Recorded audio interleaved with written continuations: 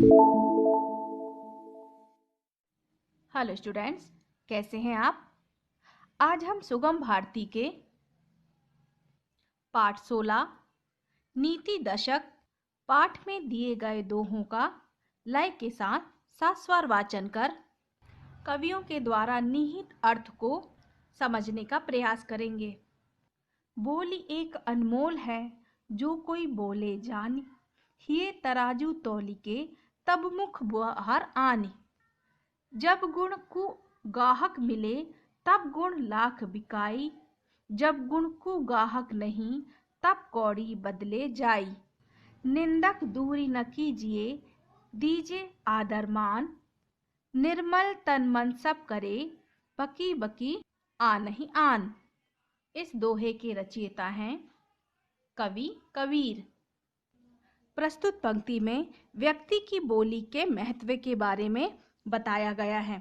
आइए इसकी व्याख्या करें। बोली एक अनमोल है, जो कोई बोले जानी, ये तराजू तौलिके तब मुख बाहर आनी।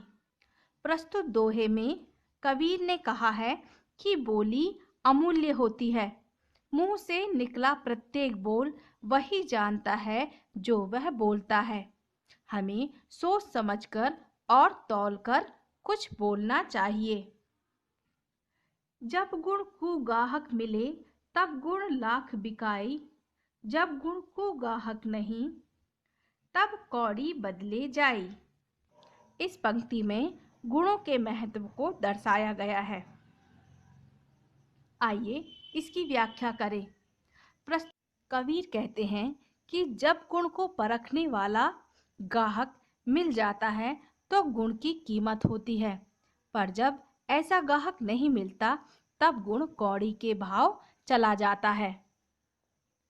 निंदक दूरी ना कीजे, दीजे आदर मान, निर्मल तन मन सब करे, बकी बकी आन ही आन।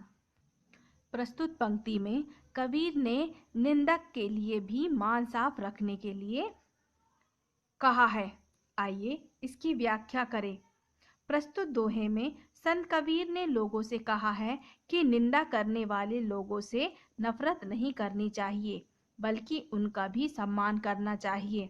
सभी को अपना मान साफ रखना चाहिए, किसी के प्रति बैर भाव नहीं रखना चाहिए। आप ना कहू काम के डार पात फल फूल, औरन को रोकत फिरे रहीमन पेड़ बबूल। समय लाभ सम लाभ नहीं, समय चूकी समचूक, चतुरन चित रहीमन लगी, समय चूकी की हूक। जब लगी वित्त न आपुने, तब लगी मित्त न कोय, रहीमन अम्बुज अम्बु बिन, रवि ताकर रिप होय।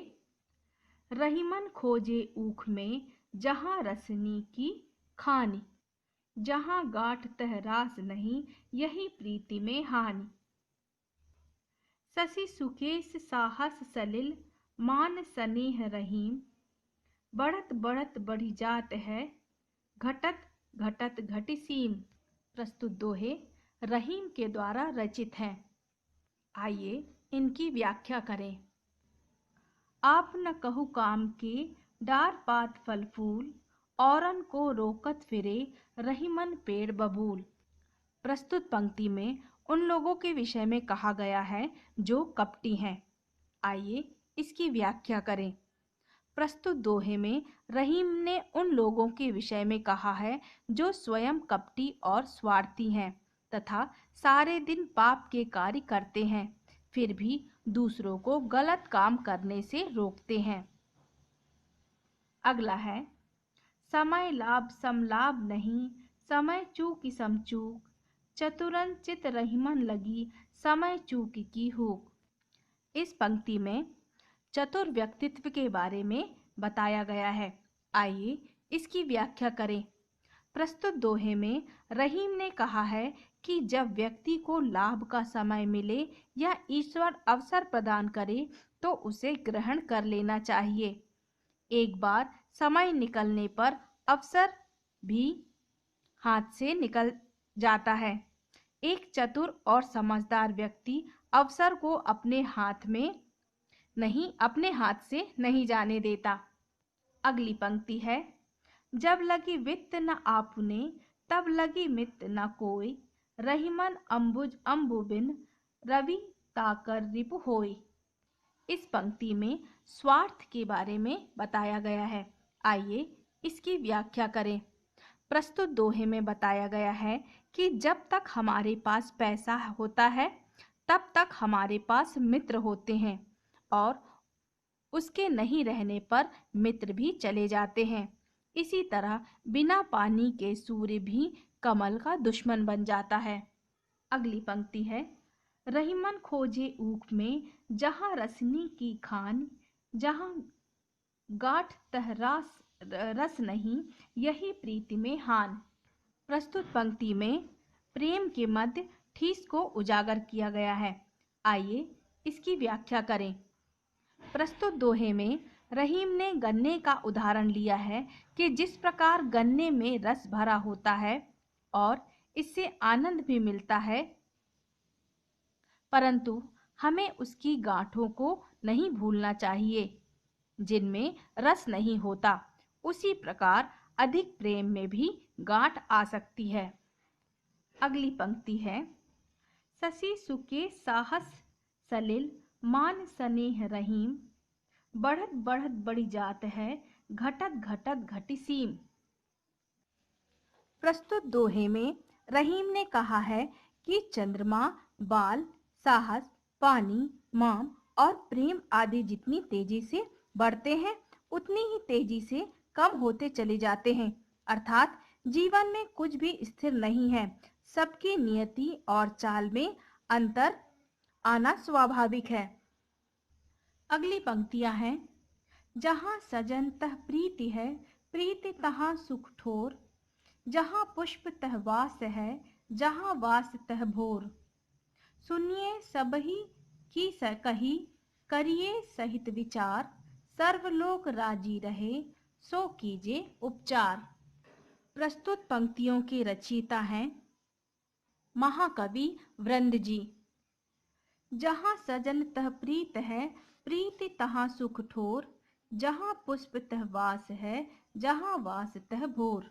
प्रस्तुत पंक्ति में प्रेम की सार्थकता के बारे में बताया गया है। आइए इसकी व्याख्या करें।